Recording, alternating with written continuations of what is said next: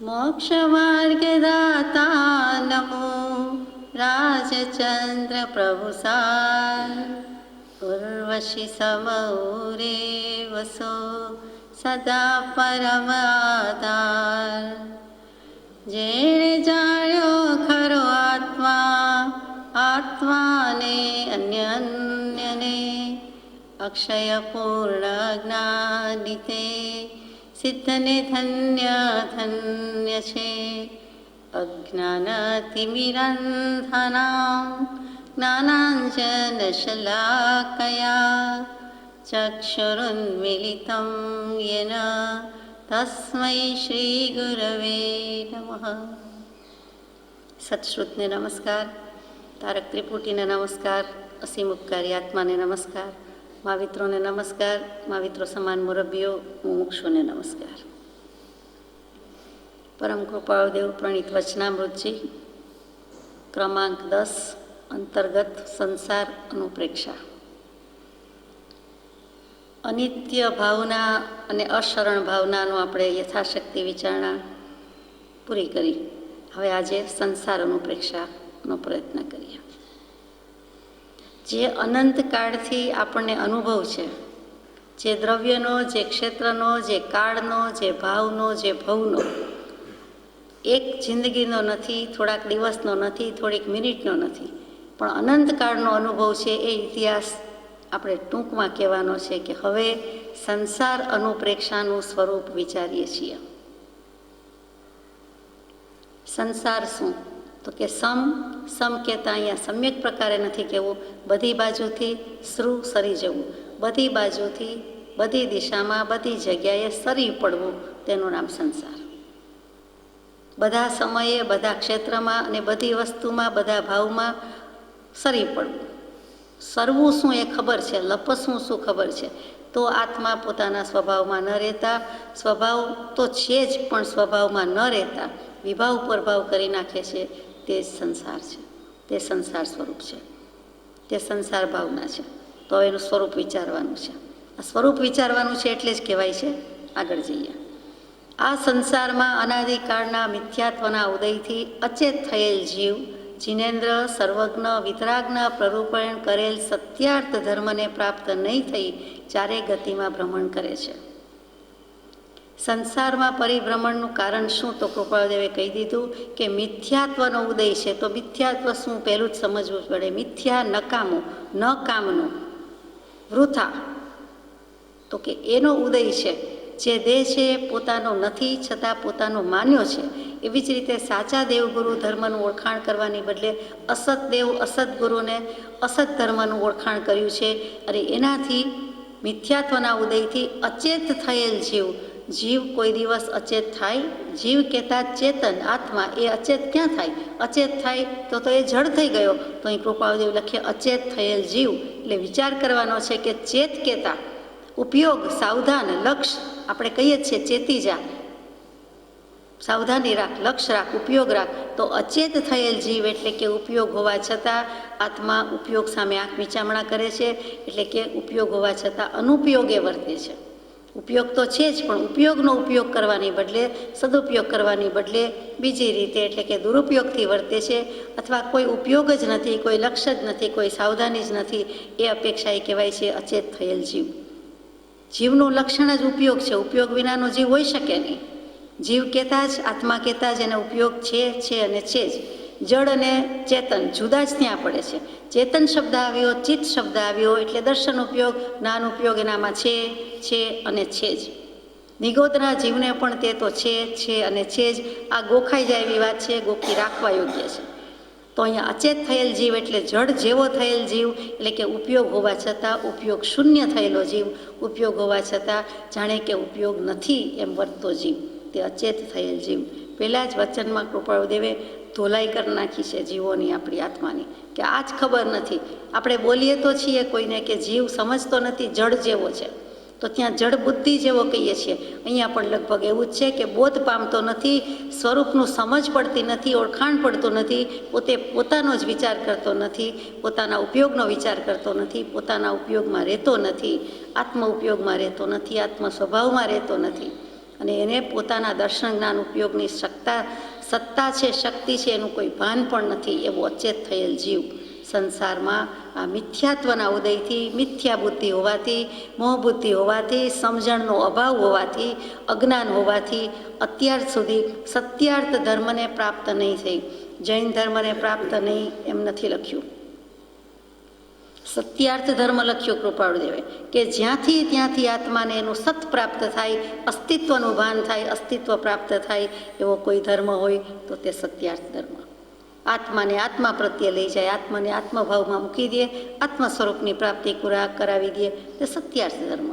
સત શું છે? આત્માનું અસ્તિત્વ છે, જે છય દ્રવ્યો છે. તો જીવ અને અજીવનો લક્ષ્ય કરાવી દે, ભાન કરાવી દે, એનો વિવેક કરાવી દે, તેનું નામ સત્યાર્થ ધર્મ. સાચો હેતુ સરી જાય, સરાવી દે, તે સત્યાર્થ. સારભૂત, સાચું, સારું જ્યાંથી પણ મળી જાય તે પ્રાપ્ત કરવું, તેનું નામ સત્યાર્થ ધર્મ. એટલે સાદી ભાષામાં આત્મધર્મ. આત્માને આત્માના ધર્મમાં લઈ જવો, વસ્તુના સ્વભાવમાં ધર્મમાં લઈ જવો, તે આત્માર્થ ધર્મ, તે સત્યાર્થ ધર્મ. તો એ પ્રાપ્ત નથી થયું એટલે ચારે ગતિમાં પરિભ્રમણ કરે છે. અને જૈન ધર્મ વિતરાગ ધર્મ કેવો હોય તો ક્યાં કહેવાય? તો કે સર્વજ્ઞ વિતરાગની પ્રરૂપણા કરેલો સત્યાર્થ ધર્મ.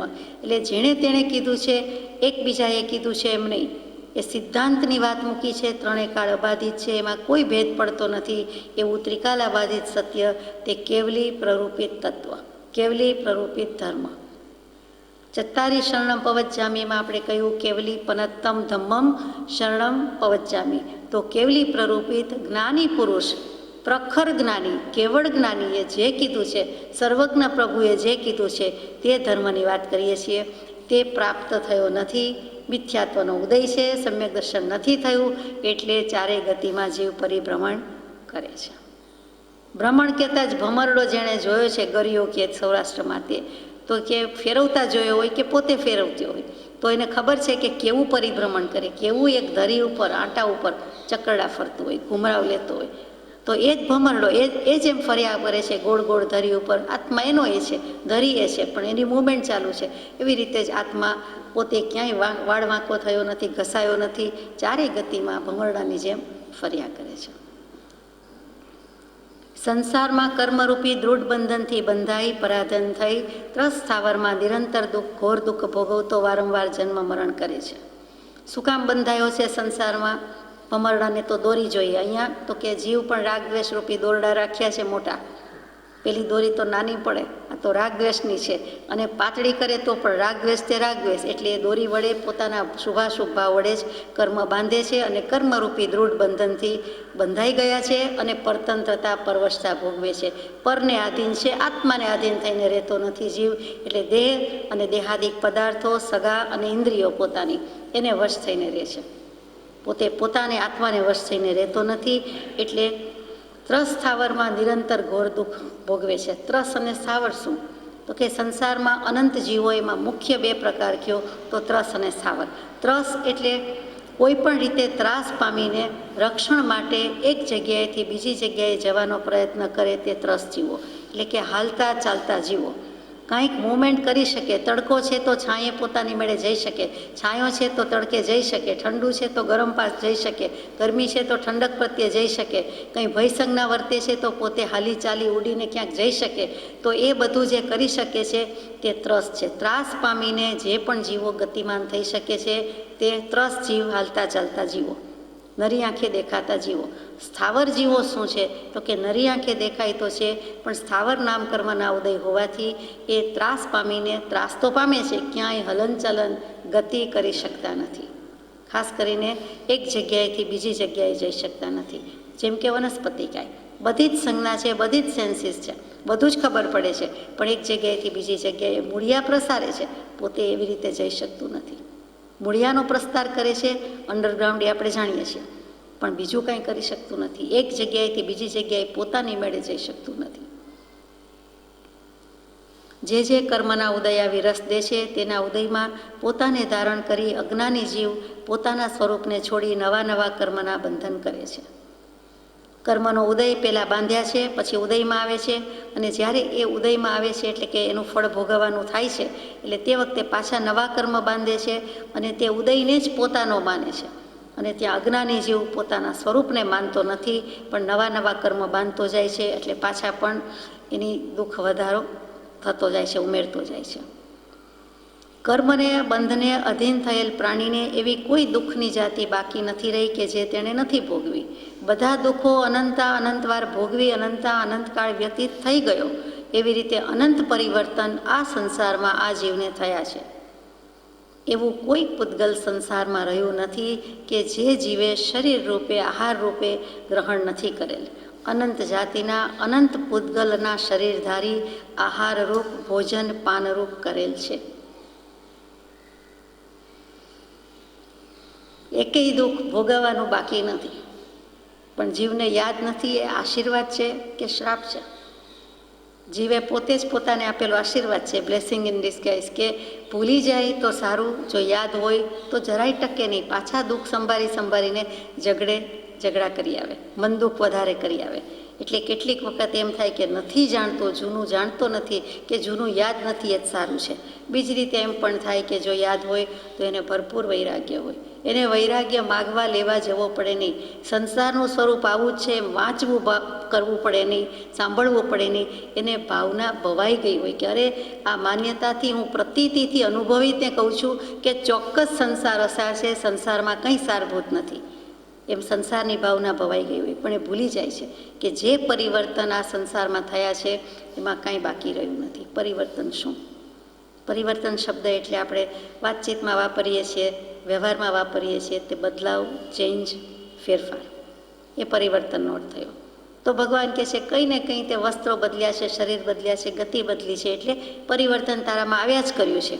તો અહીંયા પરિવર્તનનો આટલો જ સંકુચિત અર્થ નથી, પણ પરિવર્તન કહેતા પરિવર્તાવૃત, ચારે બાજુથી વીંટળાઈને રહ્યો છે, વીંટાળીને રહ્યો છે, પોતે ઓઢીને રહ્યો છે, પોતે અંગીભૂત કરેલું છે. તે શું છે?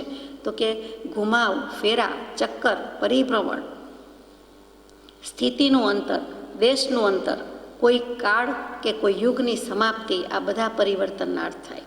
તો અહીંયા પરિવર્તન કહેતા છેલ્લે જે કીધું તે કે આટલો બદલાવ ફેરફાર કર્યા જ કર્યો છે, સમયે પર્યાય બદલાયા કરે છે, પણ એ બધાનો સરવાળો શું? તો કે કોઈ એક કાળ વિશેષ કે જેને યુગ કયો કે બીજો કોઈ શબ્દ કયો, અહીંયા બીજો શબ્દ છે તે પરાવર્તન, પરિવર્તન, તેની સમાપ્તિ. તો કે એવા અનંતા પૂતગલ પરાવર્તન કર્યા છે, તે પરિવર્તનનો અર્થ છે.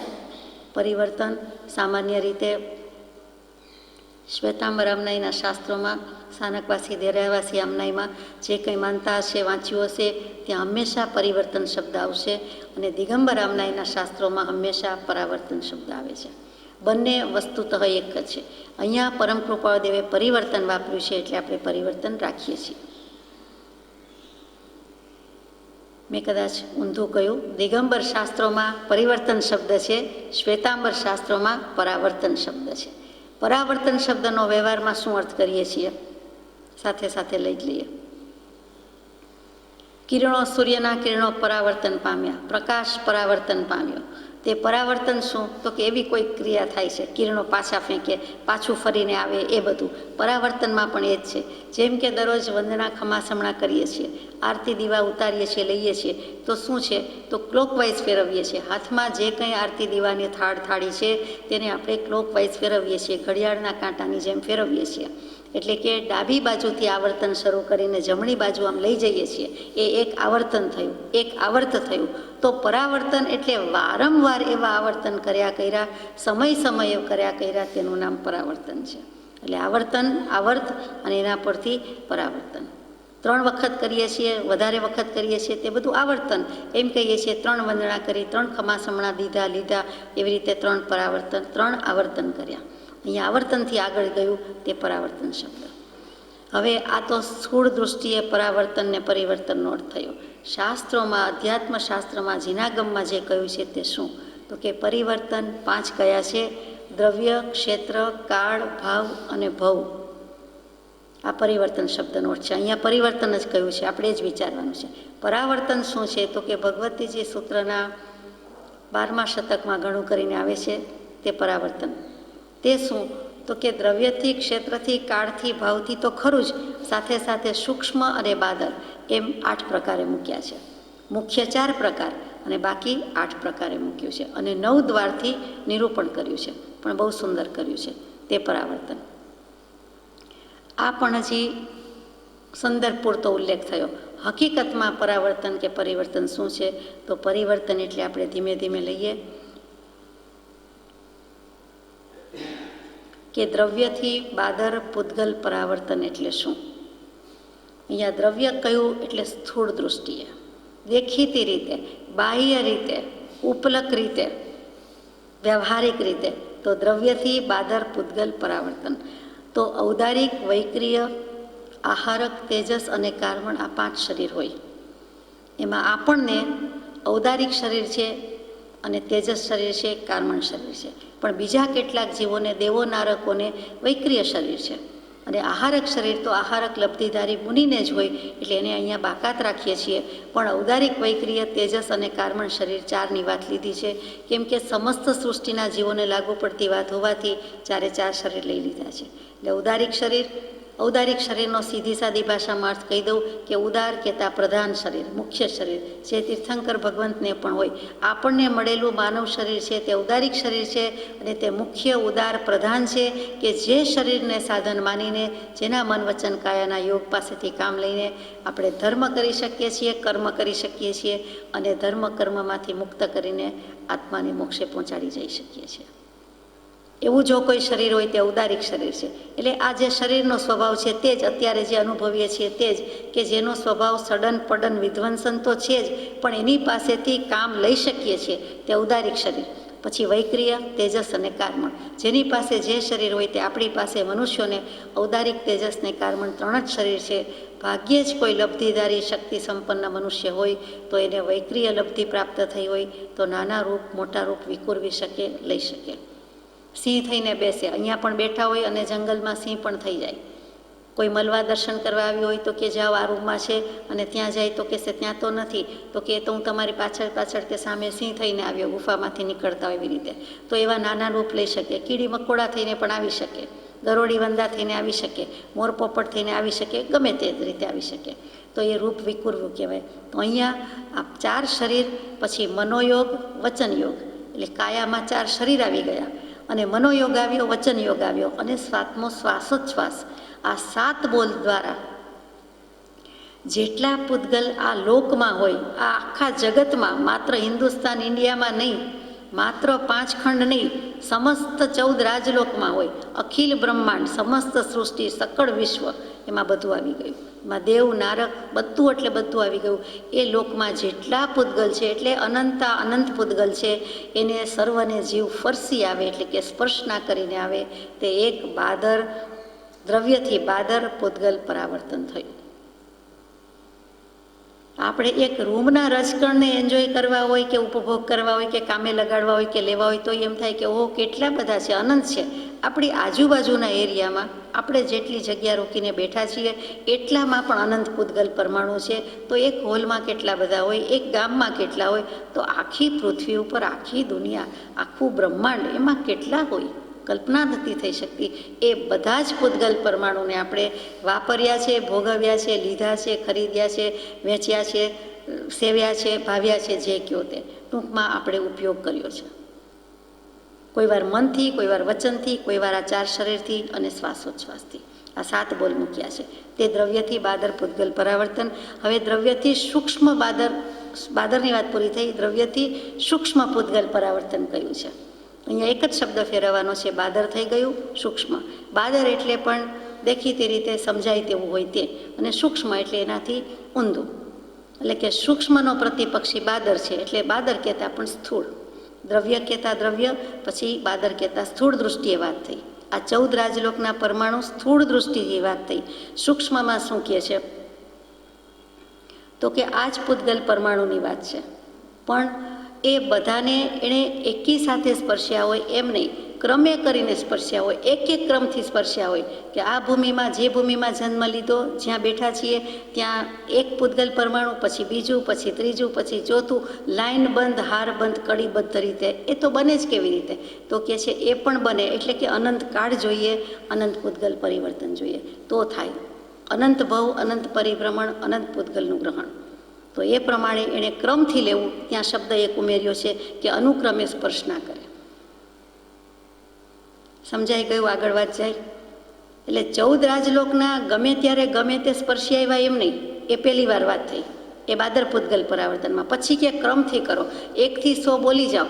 તો કે આપણે ગમે ત્યારે ગમે તે આંકડો બોલીએ, 1 થી 100 આવડતું હોય એ સમજાઈ ગયું. પછી કે ના, ક્રમથી જ બોલો, આખો કક્કો ક્રમથી જ બોલવો પડે, એકેય ભૂલ ન થવી જોઈએ. એક ભૂલ થાય એટલે ઓલ ઓવર અગેન નવેસરથી ફરીથી શરૂ. તો એ જેમ છે એવી રીતે એક એક પૂતગલ પરમાણુ એક તો દેખાતું નથી અને સમજી વિચારીને ગ્રહણ થતું નથી. તો આપણે ક્રમથી સ્પર્શના કરીએ કેવી રીતે? પણ કહેવાનું તાત્પર્ય કે બધાને લમસમ ઇન જનરલ થોડા ઘણા વાપરા એમ નહીં, બધાનો સરવાળો નહીં, પણ એક એકને ક્રમથી કરો. આ 1 થી 100 ને કક્કાની વાત છે એ રીતે સમજાઈ જાય છે કે વચ્ચે વચ્ચેથી બોલીએ લઈએ મૂકીએ તેમ નહીં, પણ ક્રમથી કરવાનું. અને 1 પછી 2 જવું જોઈએ, 2 પછી 3 જ. આ બાજુથી આ પૂતગલ પરમાણુ લીધું, પછી આ બાજુ, પછી આ બાજુ, પછી આ બાજુ, એવી રીતે 7 રીતે ક્રમથી લેવાના. તો એ બાદ દ્રવ્યથી સૂક્ષ્મ પૂતગલ પરાવર્તન છે. બીજો બોલ છે ક્ષેત્રથી બાદર પૂતગલ પરાવર્તન. ક્ષેત્ર, એરિયા, અને સૂક્ષ્મ દૃષ્ટિની પણ સ્થૂળ દૃષ્ટિ એટલે બાદર દૃષ્ટિએ એ કેવી રીતે થાય છે? તો કે 3 લોકને માપે છે, અથવા તો 3 લોક જેના વડે મપાય છે તે મેરુ પર્વત. અને મેરુ પર્વતની મધ્યમાંથી કોઈ પણ એક જીવ આત્મ પ્રદેશો લઈને, પોતાના પ્રદેશો લઈને સર્વ દિશા અને સર્વ વિદિશા એટલે ખૂણા એમાં પ્રસરે. તો જેટલા પૂતગલ પરમાણુને સ્પર્શ ના કરે તે દ્રવ્યથી બાદર પૂતગલ પરાવર્તન, ક્ષેત્રથી બાદર પૂતગલ પરાવર્તન, એરિયાની વાત છે. તો મેરુ પ્રદેશ ક્યાં, મેરુ પર્વત ક્યાં? તો કે એ તો ખબર નથી. 3 લોકની વચ્ચે આવેલો છે એટલે એને મેરુ પર્વત કહીએ છીએ. એનું માપ છે શાસ્ત્રોમાં, અને હિન્દુ ધર્મના શાસ્ત્રોમાં, વેદાંત દર્શનમાં પણ છે, વિતરાગ દર્શનમાં પણ છે, બીજે પણ છે, બધે જ છે. એ મેરુ પર્વત સર્વને માન્ય છે. તો ત્યાંથી આકાશ પ્રદેશોની સીધી શ્રેણી જે થાય તેને આપણે પંક્તિ કે લીટી કહીએ છીએ. એટલે કે સીધી લીટી એમ બોલવાની બદલે ત્યાં આકાશ પ્રદેશોની શ્રેણી એમ બોલાય, અને હંમેશા સીધી લીટીમાં જતી હોય. તો કે બધા જ આકાશ પ્રદેશોને સ્પર્શીને નીકળે. મેરુ પર્વતથી શરૂઆત થાય. આત્માના 8 રૂચક પ્રદેશ પણ નિર્બંધ છે, અને મેરુ પ્રદેશના મધ્ય પ્રદેશ કે છે તે રૂચક પ્રદેશની જ વાત છે. ત્યાંથી સર્વ દિશા વિદિશામાં આકાશ પ્રદેશોની અસંખ્યાત શ્રેણી નીકળી છેક અલોક સુધી, અલોકાકાશ સુધી. એટલે પાછું 14 રાજલોક આવી ગયું, ત્રિભુવન આવી ગયું. તો 3 લોકમાં 14 રાજલોકમાં વ્યાપ્ત થઈ જાય છે, અને ત્યાં બધાને સ્પર્શના કરી આવે. પાછું એક વાલાગ્ર જેટલી પણ જગ્યા બાકી નહીં રહેવી જોઈએ. વાલ અને વાલનો અગ્રભાગ, અગાઉ માપમાં સોનું માપવામાં જેમ વાલ રતી હતા જોખવામાં, ચણોઠી વગેરે, એવી રીતે આ વાલાગ્ર શબ્દ છે. તો કે વાલાગ્ર કહેતા વાલનો અગ્રભાગ, અને મને તો એમ સમજાય કે વાલાગ્ર એટલે વાળનો અગ્રભાગ. એટલે કે કેટલીક સૂક્ષ્મતા હોય, પોઈન્ટેડ હોય, અણિયાળું હોય, તો કે એટલી પણ જગ્યા બાકી રહેવી ન જોઈએ. એવી રીતે આકાશ પ્રદેશોને સ્પર્શીને નીકળે તો એ ક્ષેત્રથી બાદર પૂતગલ પરાવર્તન છે. અને સૂક્ષ્મ બાદર પૂતગલ પરાવર્તન કેવી રીતે છે? ક્ષેત્રથી વિચારીએ છીએ તો કે અનુક્રમે સ્પર્શે. જ્યાં સૂક્ષ્મ આવે ત્યાં બધું અનુક્રમ લેવાનું છે. તો કે મેરુ પ્રદેશથી મેરુ પર્વત પાસેથી નીકળવું હોય, પછી સર્વ દિશા સર્વ વિદિશા તો 4 દૂને 8 થઈ ગઈ, પૂર્વ પશ્ચિમ ઉત્તર દક્ષિણ, અને ઈશાન અગ્નિ નૈઋત્ય વાયવ્ય. તો કે અને ઉપર નીચે ગણો તો 10 દિશા થઈ. પણ એમાં ક્રમથી જ જવું જોઈએ. પહેલાં આ દિશા પકડી તો એ દિશામાં વાળ જેટલી પણ જગ્યા છોડ્યા સિવાય 1 by 1 હવે એ ક્યારે પાર આવે? એટલા અનંત પૂતગલ પરમાણુને સ્પર્શે અને આ પ્રદેશને સ્પર્શીને આવે. એટલા જીવે જન્મ મરણ ધારણ કર્યા છે, એટલી પણ જમીન છોડી નથી, એટલી જગ્યા છોડી નથી. એવા તમામ આકાશ પ્રદેશોને સ્પર્શીને આવે છે. ત્યારે પેલું ક્ષેત્રથી બાદર પૂતગલ પરાવર્તન કહ્યું, પછી ક્ષેત્રથી સૂક્ષ્મ પૂતગલ પરાવર્તન કહ્યું. જઈએ આગળ. પછી કાળથી પૂતગલ પરાવર્તન. દ્રવ્ય ક્ષેત્ર પૂરા થયા, હવે કાળની વાત આવી. કાળનું તો પૂતગલ પરાવર્તન બહુ જ સૂક્ષ્મ છે, છતાં સમજાય તેવું છે. પહેલાં બાદર લેવાનું છે. તો એક સમયનું માપ જીનાગમમાં છે, સેકન્ડની સમય, કે જે સમયથી ફર્ધર વિભાજન થઈ શકતું જ નથી. એક આંખનો પલકારો થાય છે ત્યાં અસંખ્યાત સમય વયા જાય છે. એટલે સેકન્ડના કેટલામો ભાગ કેવો ખબર પડતી નથી. એટલે એને એમ જ કહેવાય કે આંખના પલકારામાં વહી જતો સમય તે અસંખ્યાત સમય, એ નાનામાં નાનો વિભાજન કરેલો સમય, જે સૂક્ષ્મમાં સૂક્ષ્મમાં એવો સમય. પછી સમય પછી આવે આવલિકા, આવલી અથવા આવલિકા. આવલિકા એટલે શું? તો કે જે જીવ છે તેની આંગળી, ધારો કે આપણે અત્યારે છીએ તો આપણી આંગળીને એકદમ સ્પીડમાં ઝટપટ દોરો વીંટતા જેટલી વાર લાગે, ગાંઠ વાળવી કે એવું કાંઈ કહ્યું નથી, દોરો વીંટવો એટલે દોરો વીંટવો એટલે 1 સેકન્ડ થાય, 1001 થાય તો કે ના, એના કરતાં ઓછો સમય થાય, એટલે સેકન્ડમાં નહીં આવ્યું તો એટલો સમય જાય તેને આવલિકા કહ્યું. સમયથી મોટું માપ તે આવલિકા. પછી શ્વાસોચ્છ્વાસ, આપણો શ્વાસ લઈએ છીએ અને મૂકીએ છીએ, લગભગ સાથે થતું એમ લાગે છે પણ સાથે થતું નથી. આપણે રોકીએ છીએ ત્યારે વિચાર કરી શકીએ છીએ કે આ લીધો, હજી મૂક્યો નથી, રોકી રાખ્યો છે. પૂરક, કુંભક ને રેચક, તો શ્વાસ અને ઉચ્છ્વાસ બંને મળીને જેટલો સમય લાગે છે તે. એટલે સમયથી મોટું આવલિકા, આવલિકાથી મોટું શ્વાસોચ્છ્વાસ, શ્વાસોચ્છ્વાસથી મોટું સ્તોક, સ્તોક. એટલે 7 શ્વાસોચ્છ્વાસનો લગભગ 1 સ્તોક થાય એમ કહ્યું છે. પછી કેટલાક સ્તોકનો એક લવ થાય. આ બધી સમયની પરિભાષા છે. અને લવ પછી તરત જ શબ્દ આવે છે મુહૂર્ત, કે કેટલાક લવ થાય એટલે એક મુહૂર્ત થાય. મુહૂર્ત એટલે 2 ઘડી 48 મિનિટ કહીએ છીએ તે. આપણી વ્યવહારની ભાષામાં મુહૂર્ત નથી પૂછાવ્યું તે મુહૂર્ત, મુહૂર્ત, તે મુહૂર્ત. પછી એવી 2 ઘડી થઈ, 48 મિનિટ થઈ, એક મુહૂર્ત થયું. પછી એના ઉપરથી દિવસ અને રાત થયા, 30 મુહૂર્ત એટલે 24 કલાક થઈ, એટલે અહોરાત્ર શબ્દ મૂક્યો છે. રાત દિન અને સારી ભાષામાં, શાસ્ત્રીય ભાષામાં અહોરાત્ર. પછી અહોરાત્ર ગણતા ગણતા સપ્તાહ નથી લીધું, સીધું ચંદ્રની કળા ઉપરથી પક્ષ લીધું છે, એટલે પખવાડિયું, એટલે શુક્લ પક્ષ અને કૃષ્ણ પક્ષ. અહોરાત્રી પછી પક્ષ, પક્ષ પછીથી 2 પક્ષ મળીને માસ થાય, 1 મહિનો થાય. પછી માસ પછીથી 2 મહિના મળીને એક ઋતુ થાય, એટલે હેમંત, શિશિર વગેરે 6 ઋતુ છે તે. અને પછી 3 ઋતુ મળે, 6 ઋતુ મળે, એટલે આપણે ઉત્તરાયણ અને દક્ષિણાયન કહીએ. ટૂંક સમયમાં જ આવશે 14 જાન્યુઆરી. પછી અયન પછી 2 અયન મળીને ઉત્તરાયણ, ઉત્તરાયણ અને દક્ષિણાયન બંને મળીને 1 વર્ષ થાય, એટલે સંવત્સર કહીએ. ત્યાં વર્ષ નથી બોલાતું, સંવત્સર લખાય છે. પછી એવા 5 સંવત્સર મળે એટલે એક યુગ થાય. આ યુગ નાનો છે, જુદો છે. પેલો યુગ જુદો છે, ત્રેતાયુગ, દ્વાપરયુગ, સતયુગ, કળિયુગ, એના માપ તો બહુ જુદા છે, બહુ લાંબા મોટા છે. એ જુદો આ યુગ કયો. એટલે આપણે કહીએ ને કે જમાનો બદલાઈ જાય છે, પેઢીમાં બહુ ફેર આવી ગયો છે, પેઢીના વિચારમાં બહુ ફેર આવે છે. તો હવે તો બધા કે દર વર્ષે પેઢી બદલાતી એવું લાગે, એટલું બધું નહીં, પણ 5 વર્ષે તો બદલાઈ જાય એવું જરૂર લાગે છે. પછી એવા 70,56,000 કરોડ વર્ષ થાય, એટલા યુગ જાય, એટલા વર્ષ જાય, એટલે એક પૂર્વ કહેવાય. જેમ વર્ષ, દિવસ, કલાક, મિનિટનું માપ છે, તેમ 70,56,000 કરોડ વર્ષ એટલે એક પૂર્વ. એવા ઋષભદેવ ભગવાનનું 84 લાખ પૂર્વનું આયુષ્ય હતું. એટલે કેટલો કાળ. અને મહાવિદ્ય ક્ષેત્રમાં સ્થિત એવા સિમંદર સ્વામી ઇત્યાદિક 20 તીર્થંકર દેવ વિચરી રહ્યા છે, એમનું આયુષ્ય પણ એટલું જ છે. એટલે ગઈ 24સીના 16 તીર્થંકર પછી એમનો જન્મ થઈ ગયો છે, તો આવતી 24સીના 8મા તીર્થંકરે એમનું નિર્વાણ થશે. એટલે કે 16 તીર્થંકર દેવનું આયુષ્ય બરાબર તે વિહરમાન તીર્થંકર દેવનું આયુષ્ય. તો હજી પૂરું નથી થયું, આ પૂર્વની વાત થઈ. પછી એનાથી મોટું માપ પલ્ય, એટલે કે એક મોટો કૂવો હોય 1 લાખ જોજનનો, અથવા તો 1 માઇલ ગણો તો પણ શું, લાંબો પોળો ઊંડો જે કયો તે.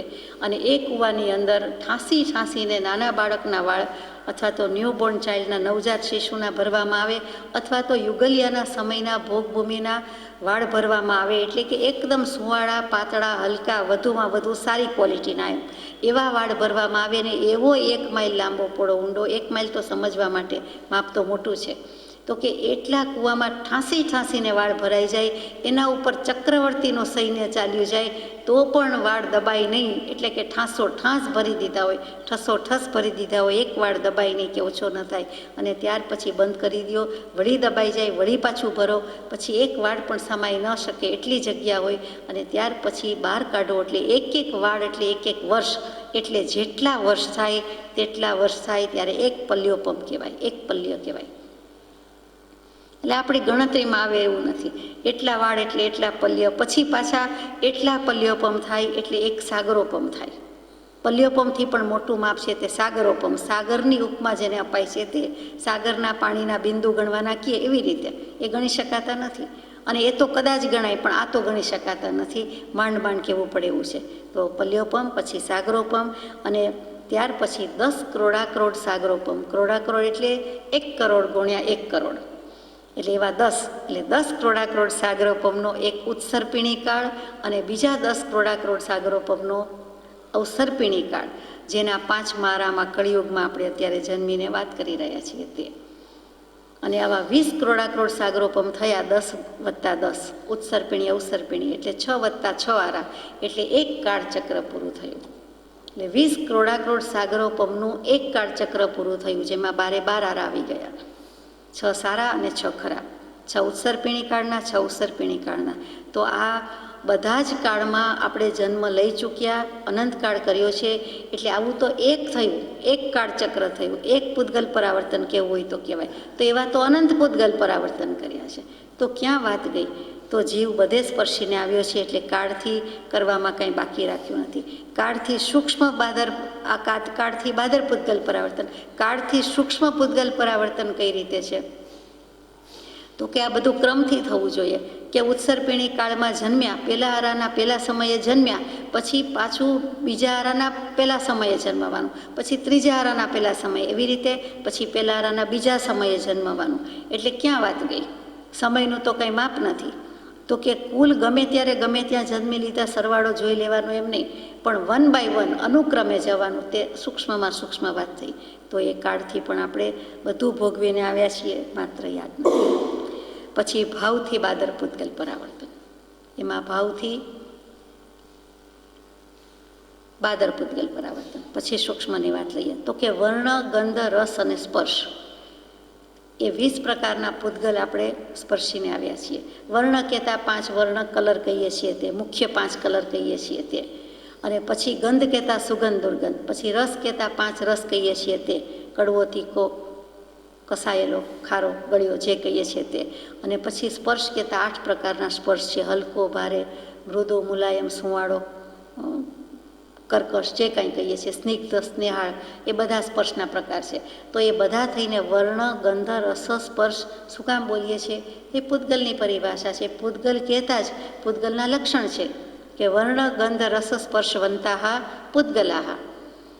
જે પૂર્ણગલન થયા કરે છે, જે અણુ પરમાણુ છે, તે બધાની વ્યાખ્યા શું? તો કે એને વર્ણ છે, ગંધ છે, રસ છે, સ્પર્શ છે.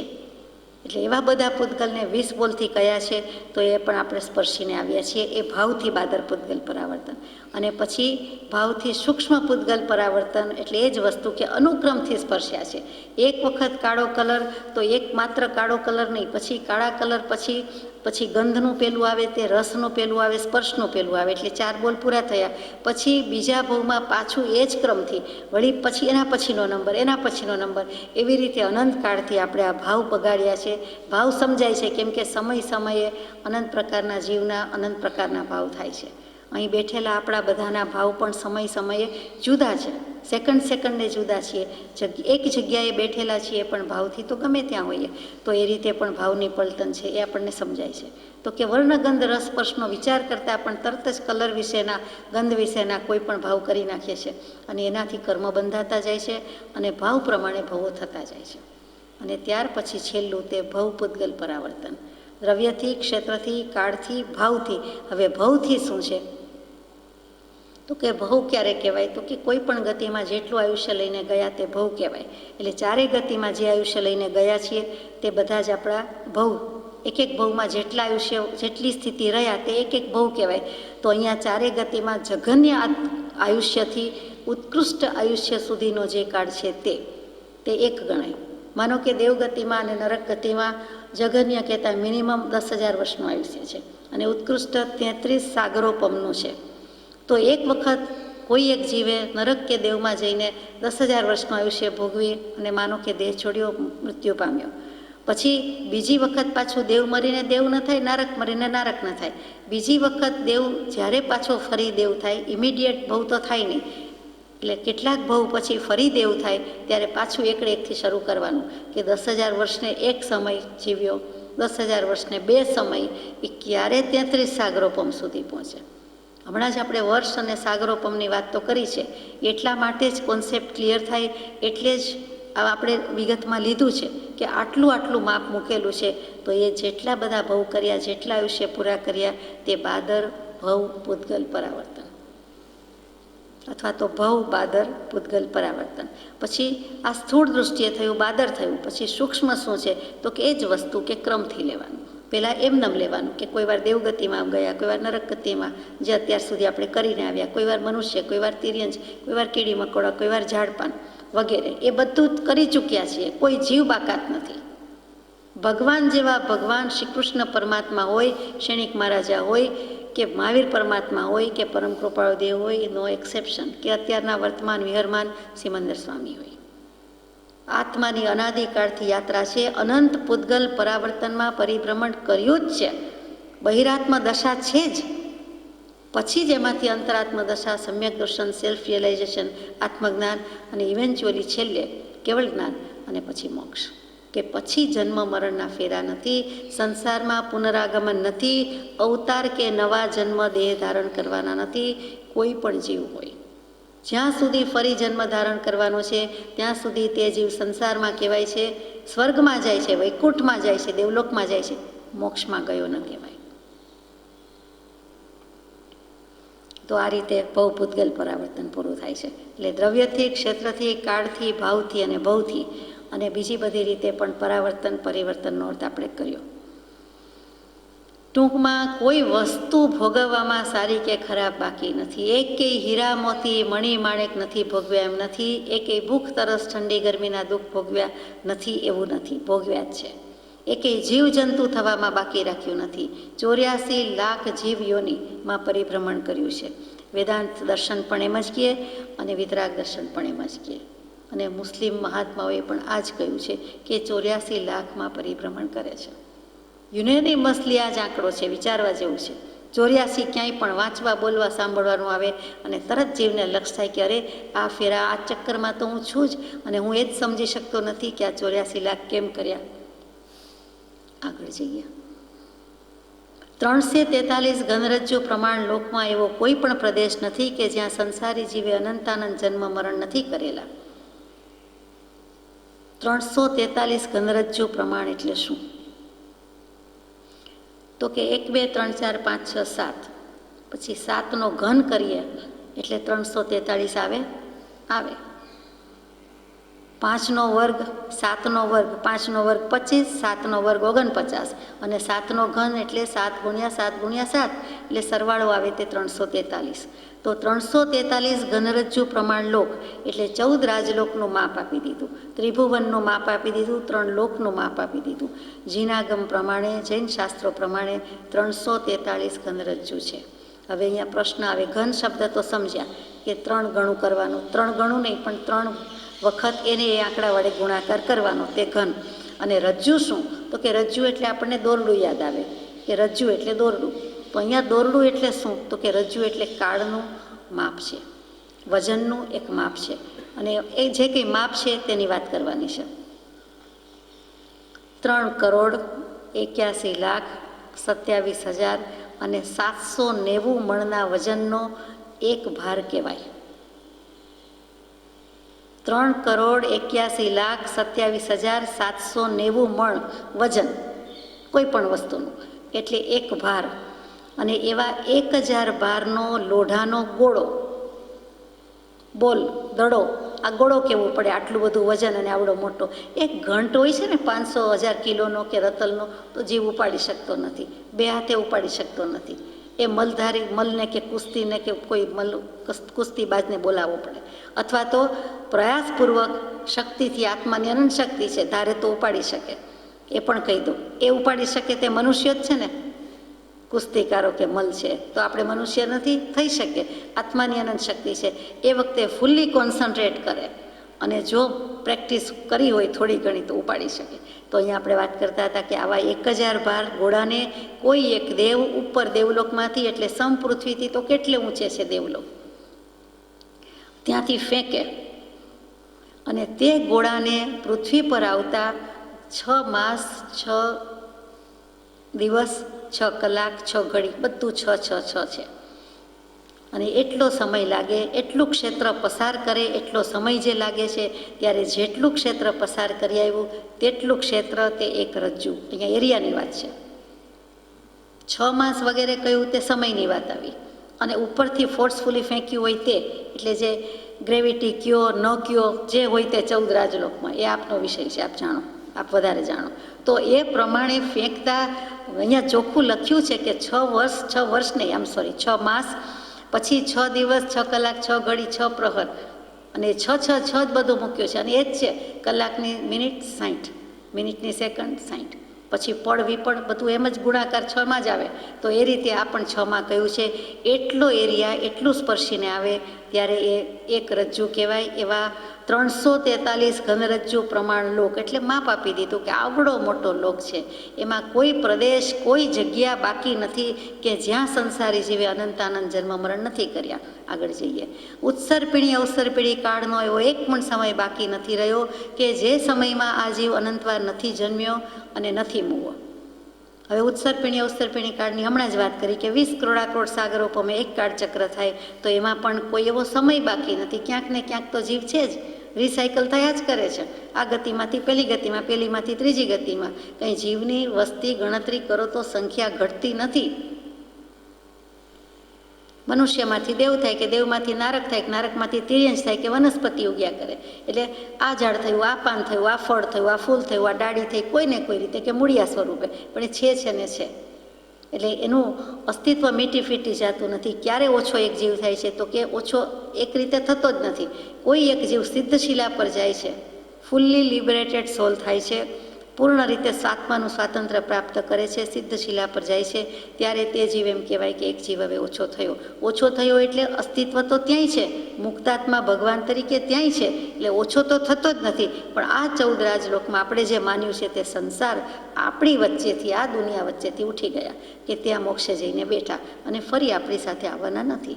અને ત્યારે નિગોદનો, વનસ્પતિનો, લીલ, શેવાળ, ફૂગ, કંદમૂળ, બટેટા, કાંદા, ગમે ત્યાં રહેલો એક જીવ જે દેખાતો નથી તે એ વ્યવહારમાં આવે છે અને દેખીતી રીતે હાલતો ચાલતો જીવ થાય છે. આ વિજ્ઞાન, આ વિતરાગ વિજ્ઞાનની સૂક્ષ્મમાં સૂક્ષ્મ વાત. નરક, તિર્યંશ, મનુષ્ય, દેવ એ 4 પર્યાયમાં આ જીવે જઘન્યથી ઉત્કૃષ્ટ આયુષ્ય લઈ સમસ્ત આયુષ્યના પ્રમાણ ધારણ કરી અનંતવાર જન્મ કરેલ છે. એ આપણે વાત આવી ગઈ કે ભવ પરાવર્તન કેવી રીતે તેમાં આવ્યું કે નરક, દેવ, મનુષ્ય, તિર્યંશ જઘન્યથી ઉત્કૃષ્ટ આયુષ્ય સુધીના બધા જ ભવ ધારણ કરી લીધા. હવે પ્રશ્ન આવે છે જે આપણને થતો હોય તે, તરત જ ભગવાન કાંઈ બાકાત રાખતા નથી, એક્સેપ્શન છે એ કહી દે છે. એક અનુદિશ અને અનુત્તર વિમાનમાં તે નથી ઉપજ્યો, કારણ કે એ 14 વિમાનમાં સમ્યક દૃષ્ટિ વિના અન્યનો ઉત્પાદ નથી. દેવલોકમાં જે બધી વેરાયટી છે, ભવનપતિ, વાણવ્યંતર, જ્યોતિષી, વૈમાનિક દેવ, એ વૈમાનિક દેવમાં 12 દેવલોક, શ્વેતાંબરામનાથી 12 દેવલોક, દિગંબરામનાથી 16 દેવલોક. એની ઉપર મનુષ્ય શરીરની સરખામણી કરીએ તો શરીર એની વચ્ચે જે આવે છે તે ડોકાનો ભાગ, ગ્રીવા કહીએ છીએ, ગ્રૈવેયક દેવ, તે 9 ગ્રૈવેયક દેવ એ ડોકની જગ્યાએ છે. એની ઉપર 9 અનુદેશ દેવો છે, એટલે લગભગ માથાની જગ્યાએ કહેવાય, મોઢાની જગ્યાએ કહેવાય. તો એ અનુદેશ દેવો છે, એટલે કે અનઉદેશ, એનું નામ જ અનુદેશ દેવો. તો કે ત્યાં સમ્યક દૃષ્ટિ હોય તે જ જન્મે છે, સેલ્ફ રિયલાઇઝ સોલ હોય એ જ જન્મી શકે છે, બીજાનું કામ નથી. બીજા સંસારી છે, મિથ્યાત્વી છે. એટલે એવા સમ્યક દર્શન પામેલા જીવો ત્યાં નથી જતા, એટલે ત્યાં જ જાય છે, બીજે જતા નથી. એટલે કે કદાચ આપણે મિથ્યાત્વ જ હોવાથી હજુ સમ્યક દર્શન ન હોય તો આપણે એ વિમાનમાં સ્પર્શના કરી નથી, એ દેવલોકમાં ગયા નથી, એટલો અપવાદ છે. અને બીજો અપવાદ છે અનુત્તર વિમાનમાં ગયા નથી. અનુત્તર જેનો કોઈ જવાબ નથી, લાજવાબ, બેનમૂન, શ્રેષ્ઠમાં શ્રેષ્ઠ, ઉત્તમમાં ઉત્તમ, તે અનુત્તર વિમાન કે જેને હવે એક જ ભવ લઈને મોક્ષે જવાનું છે. અને એક ભવ છેલ્લો હંમેશા માનવ ભવનો જ હોવો જોઈએ, બીજી કોઈ ગતિનો નહીં. બીજી કોઈ ગતિમાં સમ્યક દર્શન થઈ શકે છે, સેલ્ફ રિયલાઇઝેશન થઈ શકે, આત્મજ્ઞાન થઈ શકે, જીવડા નહીં થાય ને માછલી નહીં થાય, દેવ નહીં થાય ને નારક નહીં થાય, મનુષ્ય નહીં થાય, તિર્યંચને થાય, પશુ પંખીને થાય. પણ મોક્ષે જવાનું હોય, બધા કર્મ ખપાવીને જવાનું હોય, તે સેલ્ફ રિસ્ટ્રેન્ટ વગેરે, આત્મસંયમ, ઇન્દ્રિય સંયમ વગેરે જે છે તે તો મનુષ્ય ભવમાં જ કરી શકાય છે, બીજે થઈ શકતું નથી. માટે મનુષ્ય ભવની મહત્તા છે અને છેલ્લો ભવ તો મનુષ્યનો જ હોવો જોઈએ. સ્ત્રી પુરુષ ગમે તે હોય તો ચાલે, પણ ભવ તો મનુષ્યનો જ જોઈએ. માનવ ભવનું એટલું મહાત્મ્ય છે કે છેલ્લે સંયમ લેવો હોય, દીક્ષા લેવી હોય, સર્વસંગ પરિત્યાગ કરવો હોય, પુરુષાર્થ કરવો હોય, તો એ પુરુષાર્થનું બળ તો એ મનુષ્ય ભવમાં જ વિવેક કરીને કરી શકે છે, બીજે થઈ શકતું નથી. દેવો ગમે તેટલું ઝંખે, અહીંથી સમ્યક દર્શન લઈને દેવગતિમાં જવું પડે, પુણ્ય વધી ગયા હોય તો તે વિચારે તો પણ સંયમ લઈ શકતા નથી, ધારણ કરી શકતા નથી. એટલે કે એટલો પુરુષાર્થ કરી શકતા નથી અને મોક્ષે જઈ શકતા નથી. ત્યાંથી પણ એને મનુષ્ય ગતિમાં આવીને જ પુરુષાર્થ ફોરવીને મોક્ષે જઈ શકે છે. સમ્યક દૃષ્ટિને સંસાર પરિભ્રમણ નથી. કર્મની સ્થિતિબંધના સ્થાન તથા સ્થિતિબંધને કારણે અસંખ્યાત લોક પ્રમાણ કશાય અધ્યવસાય સ્થાન, તેને કારણે અસંખ્યાત લોક પ્રમાણ અનુભાગ બંધ અધ્યવસાય સ્થાન તથા જગત શ્રેણીના સંખ્યાતમાં ભાગ જેટલા યોગ સ્થાનમાં એનો કોઈ એવો ભાવ બાકી નથી રહ્યો કે જે સંસારી જીવને નથી થયો. ઘણું બધું કહી દીધું. ભાવ પરાવર્તનની વાત આવી ગઈ કે કર્મની સ્થિતિબંધને લીધે, એટલે પહેલાં શુભાશુભ ભાવ કર્યા, અનાદિથી કર્મ અને આત્માનો ઝઘડો છે અને સાથે જ છે, એટલે શુભાશુભ ભાવ કર્યા, સ્થિતિબંધ બાંધ્યા. એ સ્થિતિબંધને કારણે અસંખ્યાત લોક પ્રમાણમાં કશાય અધ્યવસાય સ્થાન થયા. આવડા મોટા લોકમાં કશાય ઉપજવાના તો એને ઘણા કારણ છે. કશાય અધ્યવસાય સ્થાન એ 3 શબ્દો છે. કશાય કહેતા ક્રોધમાન માયાલભ કહીએ છીએ તે, કર્મોની આવક થાય છે તે કશ આય, પછી અધ્યવસાય અંશો અને સ્થાન કે જે કર્મો બાંધવાની સ્થિતિમાં કારણ છે, તે આખો શબ્દ લઈ લીધો કે કશાય અધ્યવસાય સ્થાન. અહીંયા સ્થાન એટલે ઠેકાણું, સ્થાન એટલે જગ્યા, સ્થાન એટલે જીનાગમની પરિભાષામાં કોમટસારની સાક્ષીએ એક જીવને એક કાળમાં જેટલી પ્રકૃતિઓ સંભવે તે પ્રકૃતિઓના સમૂહને સ્થાન કહેવાય છે. એક જીવને એક કાળમાં એટલે એક સમયમાં જેટલી પ્રકૃતિઓ સંભવે, કર્મની પ્રકૃતિઓ, જુદા જુદા ભાવ, તે પ્રમાણે પ્રકૃતિનો વિસ્તાર તો બહુ છે, એ જેટલી પ્રકૃતિનો સમૂહ સંભવે, એટલે કે જેટલા કર્મો આપણી સાથે હોય તે એક સમયમાં તેને સ્થાન કહેવાય. એટલે અસંખ્યાતમાં જ બધા જવાબ આવે, કેટલાક અનંતમાં આવે, કેટલાક અસંખ્યાતમાં આવે. તો અહીંયા લોક પ્રમાણ અસંખ્યાત મૂક્યું છે, અનંત નથી મૂક્યું. તો કર્મબંધને લીધે સ્થિતિબંધ, સ્થિતિબંધને કારણે અસંખ્યાત લોક પ્રમાણ કશાય અધ્યવસાય સ્થાન, એટલે કે પૂતગલ પરમાણુ જાણે બધેથી ગ્રહણ કરીને વેરી દીધા છે, અને વેરાયેલા આપણે ગ્રહણ કરી લીધા છે. અત્યારે ઓસ્ટ્રેલિયા, અમેરિકા, જાપાન યાદ આવી જાય, કાંઈ પણ સ્પર્શી જાય અને એની કાંઈક સારી વાત યાદ આવી જાય, સારી વ્યક્તિ, સારો ભાવ, કે આ જગ્યાએ પાણી કેટલું સુંદર હતું, કે લોન કેટલી ફર્સ્ટ ક્લાસ હતી, એટલે તરત જ જીવ ત્યાં પહોંચ્યો એટલે અહીં બેઠા તે બધા પૂતગલ પરમાણુ ગ્રહણ કરી લીધા. એમાં સારપ કરી કે સુંદર હતું, સરસ હતું, તો શુભ ભાવ કર્યો, પણ રાગને મોહ અને એમ કહીએ કાંઈ ઠેકાણું જ નહોતું, એવું કોને ગમે, ત્યાં ફરી જવું જ નહીં, તો તરત જ અશુભ ભાવ. તો એવી જગ્યાએ જો આયુષ્ય બંધાતું હોય તે વખતે તો જઈને જન્મવું પડે.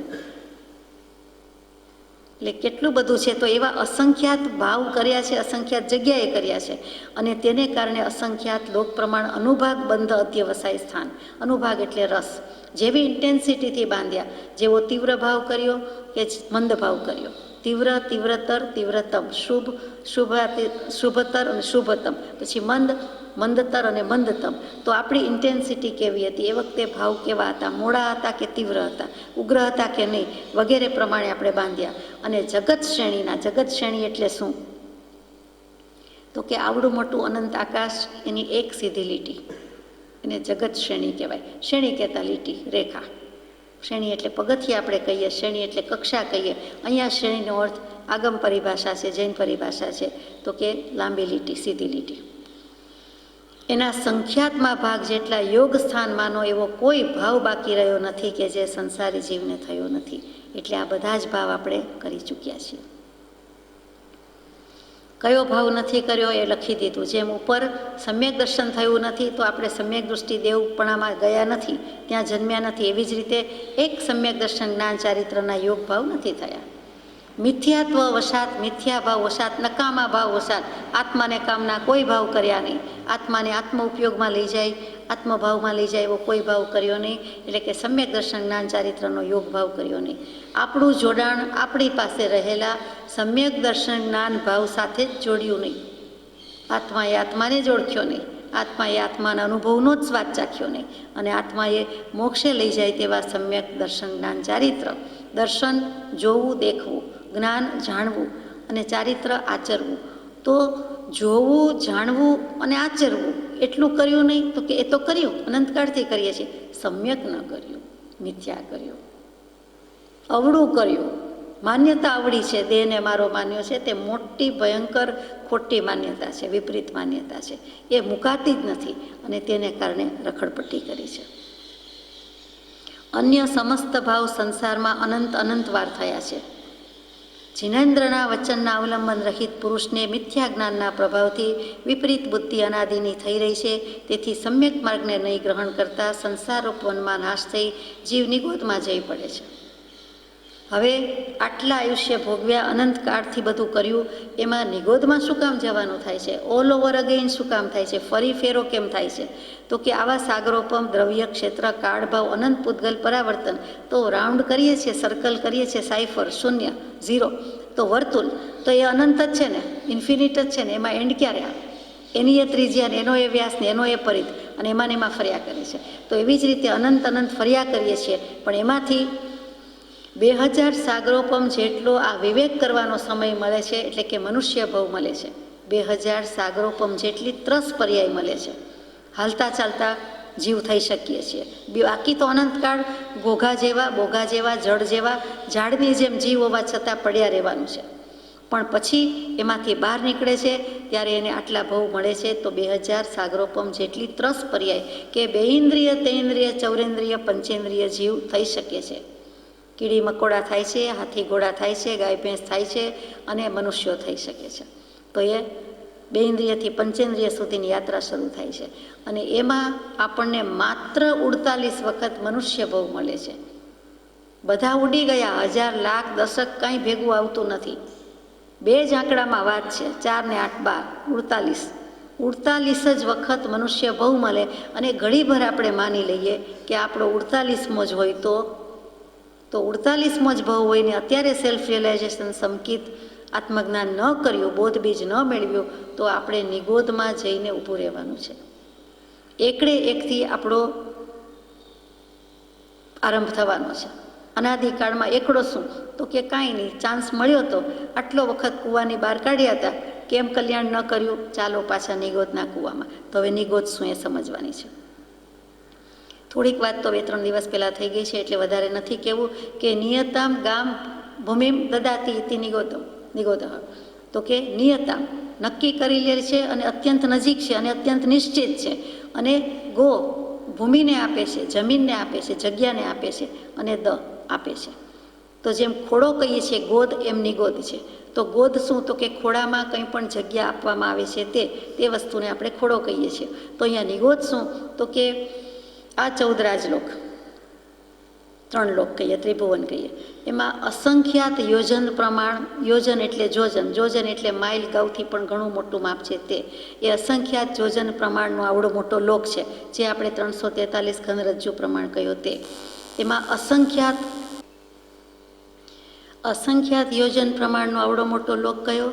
એના અસંખ્યાત અંશો કે વિભાગો થયા. એમાં અસંખ્યાત એક વિભાગની વાત છે, એક અંશ કે વિભાગ કહીએ છીએ. એમાં અસંખ્યાત ગોળા રહેલા છે. એક ગોળામાં અનંતી નિગોદના શરીર રહેલા છે. એક શરીરમાં અનંત જીવ રહેલા છે. એટલે અનંત જીવો, માનો કે બટેટું, કંદમૂળ, એની સોયના અગ્રભાગ જેટલી, નીડલ પોઈન્ટ જેટલી અણી, અથવા તો કોઈ શેવાળનો ભાગ, અથવા તો નથી દેખાતા તેવા જીવો, એના ઉપર અનંત જીવ રહેલા છે. તો એ શરીર કોમન થયું, એટલા શરીરને શેર કરે છે. માના પેટમાં 1 બાળક, 2 બાળક, 5 બાળક, 7 બાળક, તો એટલી જ જગ્યામાં જે જગ્યા શેર કરે છે, બધું જ સરખું છે, એનો એરિયા સરખો છે, પોતે બધા જુદા જીવ છે. તો અહીંયા જીવ બધા જ જુદા છે, ભલે દેખાતા નથી આપણને, પણ ભગવાને કેવલી પ્રભુએ જ્ઞાનમાં જોયું છે. તો એ એક શરીર પણ એવા અનંતા જીવ, અને એ અનંતા જીવના એક જીવના આત્મા હોવાથી અસંખ્યાત પ્રદેશ છે. અને એમાં એક પ્રદેશે અનંતી કર્મ વર્ગણા રહેલી છે. અને અનંતી કર્મ વર્ગણા એટલે અનંત અણુ પરમાણુ પૂતગલનો સમૂહ થયો. અને એની એક પરમાણુની અનંતી પર્યાય થઈ. આ નિગોદ કેવી છે નિગોદ? તો કે અસંખ્યાત યોજન પ્રમાણ લોક, એમાં અસંખ્યાત અંશ વિભાગ, એમાં અસંખ્યાત ગોળા, એમાં અસંખ્યાત નિગોદ શરીર, એમાં અસંખ્યાતની પણ અનંત જીવો. જુઓ ત્યાં બદલાઈ ગયું, અસંખ્યાતની અનંત જીવો છે, ઇન્ફિનિટ જીવો રહે છે આટલાક શરીરમાં, આટલીક કણીમાં, આટલીક અણીમાં, આટલીક જગ્યામાં. એના અસંખ્યાત પ્રદેશ, એની અનંતી કર્મ વર્ગણા અને એના અનંતી કર્મ વર્ગણાના અનંત અણુ પરમાણુ અને એના એક એક પરમાણુની અનંતી પર્યાય. સમય સમયે પરિવર્તન આવે છે તે પર્યાય, પલટન. એટલે આ નિગોદનું સ્વરૂપ વિચાર્યું. અને એવી નિગોદ બધે જ રહેલી છે, નરકમાં પણ છે અને સિદ્ધશિલા તો નહીં કહેવાય પણ એવી અમુક પૃથ્વી કીધી છે એની નીચે પણ રહેલી છે. એટલે કે બધે જ 14 રાજલોકમાં રહેલી છે, એને ક્યાંય બાકાત નથી. માત્ર આ ભૂમિ ઉપર છે એવું નથી, બધે જ છે. તો નિગોદ નરક કરતાં પણ નિગોદના જીવ વધારે છે, તે કેવું છે? કેવી છે નિગોદ? જેમાંથી અનંતાનંત કાલ થાય તો પણ નીકળવું ઘણું મુશ્કેલ છે. કદાચિત પૃથ્વીકાયમાં, કદાચ જળકાયમાં, અગ્નિકાયમાં, પવનકાયમાં, પ્રત્યેક વનસ્પતિકાયમાં, સાધારણ વનસ્પતિકાયમાં લગભગ સમસ્ત જ્ઞાનનો નાશ થવાથી જળરૂપ થઈ એક સ્પર્શેન્દ્રિય દ્વારા કર્મના ઉદયને અધીન થઈ આત્મશક્તિ રહિત જીવા, નાસિકા, નેત્ર, કર્ણાદિક ઇન્દ્રિય રહિત થઈ દુઃખમાં દીર્ઘકાળ વ્યતીત કરે છે. એટલે કે પંચેન્દ્રિય પણ પ્રાપ્ત થયું નથી, એક જ ઇન્દ્રિય છે, sense of touch only. Body it self, જેમ કે પાણીના એક ટીપામાં 36,450 જીવો તો ગણેલા, સાબિત કરેલા, લેબોરેટરીમાં સાબિત કરેલું છે તે છે, અને એ પણ 50 વર્ષ જૂની વાત, હવે તો કદાચ વધુ હશે. તો એવી રીતે એક એક જગ્યાએ આટલા જીવો રહેલા છે અને તે બધા જ જીવો દુઃખમાં, અનંતકાળના અનંત દુઃખમાં દીર્ઘકાળ વ્યતીત કરે છે. અને ત્યાં શું થઈ ગયું છે? તો કે સમસ્ત જ્ઞાનનો લગભગ નાશ થવાથી જળરૂપ થઈ. આ પૃથ્વીકાયમાં જીવ છે એમ કહીએ તો એને શું છે જ્ઞાન? તો કે જીવ હોવાથી, આત્મા હોવાથી, એને ચેતના હોવાથી, એને જ્ઞાનનો અક્ષરના અનંતમાં ભાગનો પણ ઉઘાડ છે. બી હોય તો આગળ વધે, વિકાસ થાય. એવી રીતે એને કંઈક જ્ઞાનનો ઉઘાડ હોય તો જ એ કોઈક દિવસ વિકાસ કરી શકે, નહીં તો વિકાસ કેવી રીતે થાય? એટલે એનામાં એટલું તો રહેલું જ છે, સ્વીકાર કરવાનો છે. હવે નરક કરતાં પણ નિગોદના જીવ વધારે દુઃખી છે. તો કે દુઃખી તો છે જ, પણ નરકના દુઃખનું વર્ણન આવે છે, નિગોદના દુઃખનું વર્ણન કરી શકાતું નથી. એ અવ્યક્તપણે ભોગવાય છે, અવ્યક્ત છે. એટલે કે વાણીમાં આવતું નથી, વ્યવહારમાં આવતું નથી, જીભે ચડતું નથી, પાને લખાતું નથી, કલમે આવી શકતું નથી. તો સર્વજ્ઞ ભગવાને પણ કીધું કે નરકના દુઃખના વર્ણનમાં વસ્તુ વ્યક્ત થઈ ગઈ, પ્રગટ થઈ ગઈ, પણ નિગોદનું દુઃખ એથી વધારે છે. અને એનો એક જ નમૂનો કે એક શ્વાસ લઈએ છીએ એટલે મૂકીએ છીએ, એમાં એ 17.5 વાર જન્મે છે અને મરે છે. આથી વધારે દુઃખ બીજું શું હોય? ક બોલો ત્યાં તો 17.5 વાર જન્મી મરી ગયો હોય. અને એટલે જ વ્યવહારમાં આપણે ઘણીવાર લોકોક્તિમાં વાપરીએ છીએ કે એકવાર નહીં પણ જાઓ 17.5 વાર શામ કરીશ, 17.5 વાર આપીશ, 17.5 વાર હું તમને કહું છું. તો એ 17.5 વાર અહીંથી આવ્યું હશે એમ લાગે છે. 2 ઘડીમાં 65,536 ક્ષુલ્લક ભવો કરે છે. ક્ષુલ્લક, તુચ્છ, ક્ષુદ્ર, હલકા, નજીવા, શું જીવ્યા ને શું મર્યા. ફરીથી 2 ઘડી અંતર મુહૂર્ત કહીએ છીએ. અહીંયા મુહૂર્ત 2 ઘડી એટલે 1 મુહૂર્ત, અને અંતર મુહૂર્ત એટલે 2 ઘડીથી ઓછો સમય.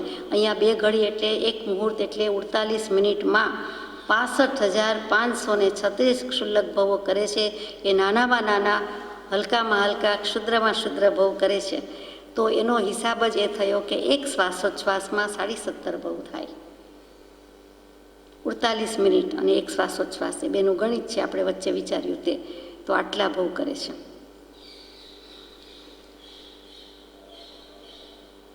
બેઇન્દ્રિય, તેઇન્દ્રિય, ચૌરેન્દ્રિય, વિકલત્રય જીવ આત્મજ્ઞાન રહિત કેવળ રસનાદિક ઇન્દ્રિયોના વિષયની ઘણી તૃષ્ણાના માર્યા ઉછળી ઉછળી વિષયોને અર્થે પડી પડી મરે છે. એવા ભાવ કરે છે ઇન્દ્રિયના વિષયમાં, 5 ઇન્દ્રિયના વિષયમાં કામના જ મારી નાખે છે. 14 રાજલોકની કામના એ પાપ છે.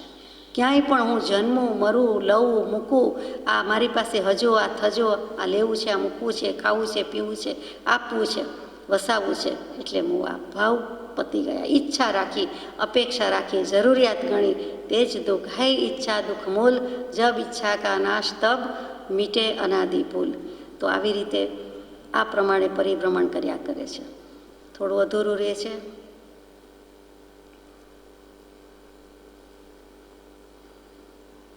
રેંટના ગળાની પેઠે નવા નવા દેહ ધારણ કરતાં કરતાં ચારે ગતિમાં નિરંતર જન્મ મરણ ભૂખ તરસ રોગ વિયોગ સંતાપ ભોગવી પરિભ્રમણ અનંતકાળ સુધી કરે છે એનું નામ સંસાર છે.